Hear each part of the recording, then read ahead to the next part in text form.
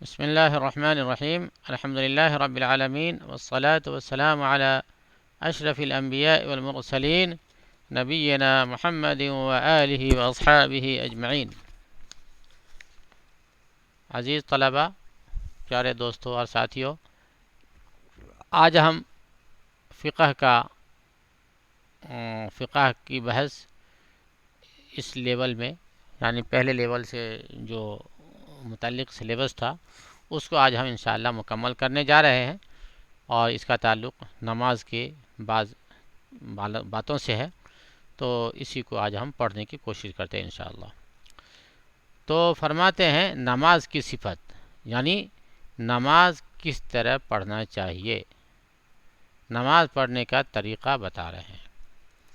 فرماتے ہیں اللہ کے رسول صلی اللہ علیہ وسلم نے فرمایا صلو کما رأیتمونی اصلی، تم جس طرح مجھے نماز پڑھتے دیکھتے ہو اسی طرح تم بھی نماز پڑھو. یہ بخاری شریف کی حدیث ہے. تو اس لیے نماز میں یہ باتیں ہونی چاہیے. نمبر 1 قیام کرنا، یعنی کھڑا ہونا.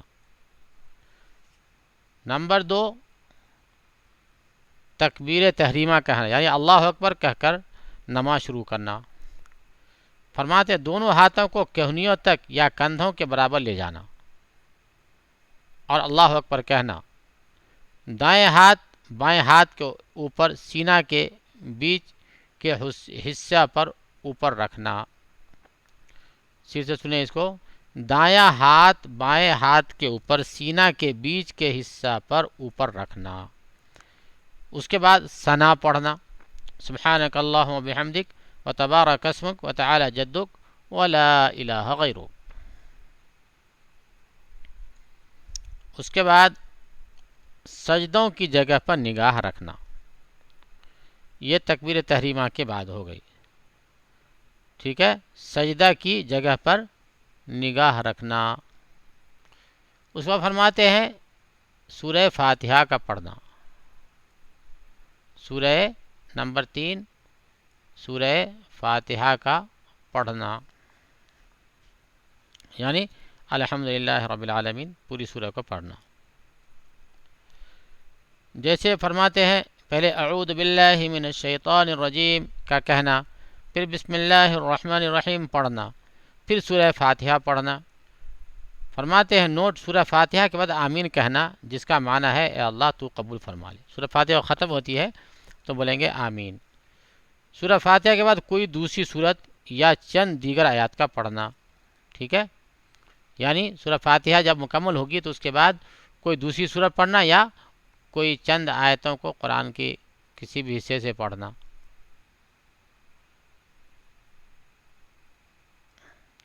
اس کے بعد فرماتے ہیں نمبر 4 رکوع کرنا. رکوع کا طریقہ کیا ہے؟ دونوں ہاتھوں کو کاندھوں کے برابر یا کانوں کے لو کے برابر لے جانا اور اللہ اکبر کہنا. 3 مرتبہ سبحان ربی العظیم کہنا مستحب ہے. نمبر 5 رکوع سے سر اٹھانا. رکوع سے کھڑے ہوتے وقت ہاتھوں کو دونوں کاندھوں کے برابر یا کانوں کے لو کے برابر لے جانا اور سمع اللہ لمن حمیدہ کہنا. پھر تمام نمازیوں کا ربنا ولک الحمد کہنا. جو لوگ نمازی پیچھے ہیں مقتدی میں، وہ لوگ بولیں گے ربنا ولک الحمد، وہ بولیں گے ربنا ولک الحمد.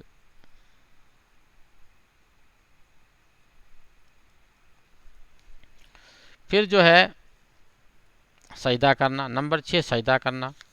سجدہ میں جاتے وقت اللہ اکبر کہنا.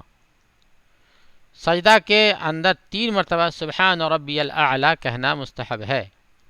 نمبر 7 جلسہ استراحت کرنا، یعنی دونوں سجدوں کے بیچ بیٹھنا. سجدے سے سر اٹھاتے وقت اللہ اکبر کہنا. دونوں سجدوں کے درمیان جلسہ استراحت کرتے ہوئے بیٹھتے ہوئے 3 مرتبہ سبحان ربی اغفر لی کہنا مستحب ہے. یعنی دونوں سجدے کے بیچ میں جب بیٹھتے ہیں تو اس میں ربی اغفر لی اور ربی اغفر لی 3 مرتبہ کہنا مستحب ہے. نمبر 8 پہلے سجدہ کے بعد دوسرا سجدہ کرنا. نمبر 8 یہ ہے.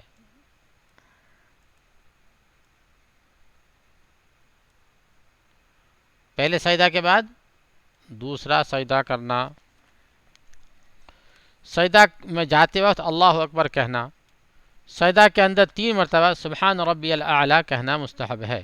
نمبر 9 دوسرا قیام کرنا، یعنی اب جو ہے کھڑے ہو جائیں گے دوسری رکعت کے لیے. اب جو ہے دوسری رکعت کے لیے کھڑے ہو جائیں گے.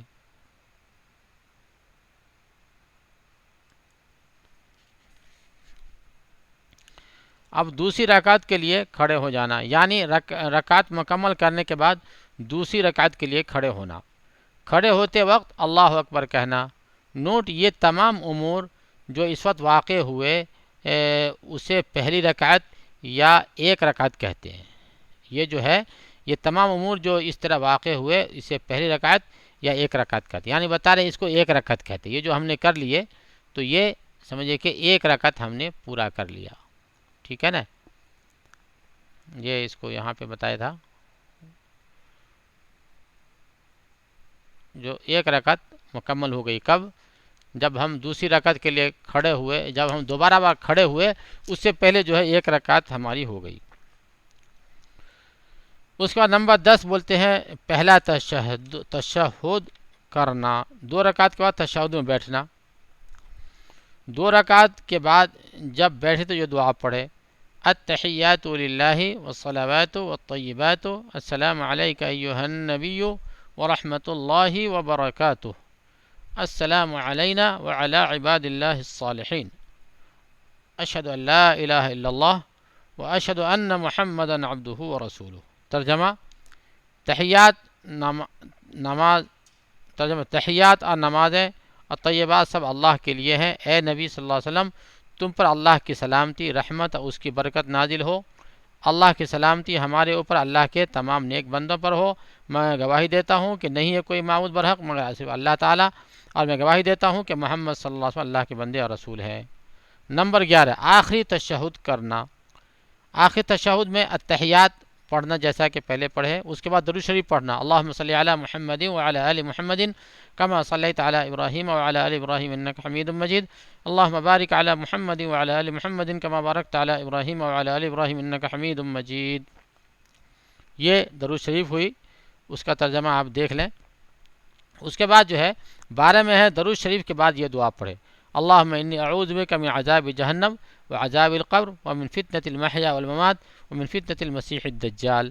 یا دوسری دعائیں بھی ہیں جیسے اللہم انی ظلمت نفسی ظلما کثیرا ولا یغفر الذنوب الا انت فاغفر لی مغفرۃ من عندک وارحمنی انک انت الغفور الرحیم. یہ بھی پڑھ سکتے ہیں، جو بھی ہے دونوں میں سے کوئی پڑھ سکتے ہیں.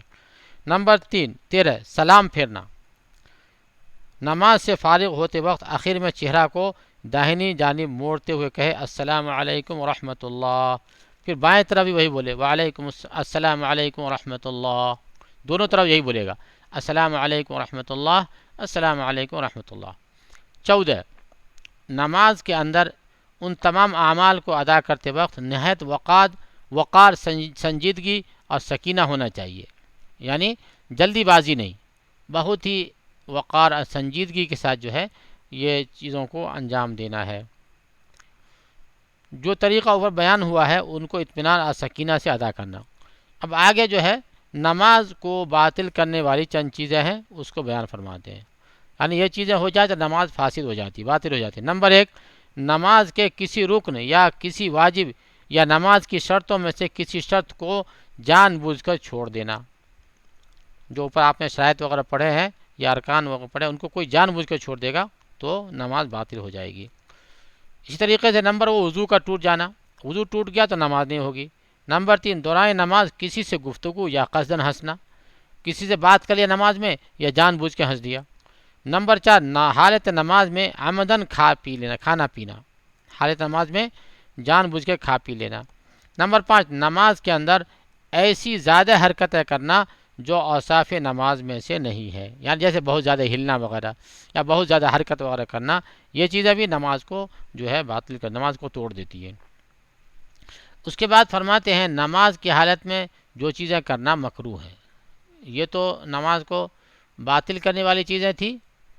اور اب جو ہے ہم آپ کو نماز جن چیزوں سے مکروہ ہو جاتی ہے ان کو ہم آج اب بیان کرتے ہیں۔ تو وہ اس طرح ہے، نماز کی حالت میں دونوں آنکھوں کو آسمان کی طرف اٹھانا یا بند رکھنا، یا ادھر ادھر سجدہ گاہ کو چھوڑ کر دیکھنا، یعنی ادھر ادھر دیکھے یا آسمان کی طرف دیکھے، یا یہ کہ آنکھ بند کر کے نماز پڑھے، یہ چیزیں مکروہ ہے۔ نمبر 2، غیر ضروری حرکتیں کرنا، بلا ضرورت جو ہے حرکتیں کرنا۔ نمبر 3، پیشاب پیخانہ کی حاجت کے باوجود صبر و تحمل کر کے نماز پڑھنا، حالانکہ اطمینان سے قضاء حاجت کر کے نماز پڑھنی چاہیے۔ یعنی اگر پیخانہ پیشاب تیز آ رہا ہو تو اس کو کر ہی لینا چاہیے، لیکن اگر کوئی اسی حالت میں پڑھ رہا ہے تو یہ ایسا پڑھنا نماز مکروہ ہے۔ نمبر 4، جب کھانا سامنے موجود ہو جس کو وہ کھانا چاہتا تھا پھر بھی نہ کھا کر نماز پڑھنا، یعنی کھانا موجود ہے، کھانا کھانا چاہ رہا تھا اور پھر بھی اگر نہیں کھایا ہے اور سخت بھوک لگی ہے تو ایسے بھی نماز پڑھنا مکروہ ہے۔ اللہ تعالیٰ سے دعا ہے اللہ ہم سب کو نیک عمل کی توفیق نصیب فرمائے، اور اللہ تعالیٰ ہم سب کو سچا پکا نمازی بنائے۔ وآخر دعوانا ان الحمد للہ رب العالمین۔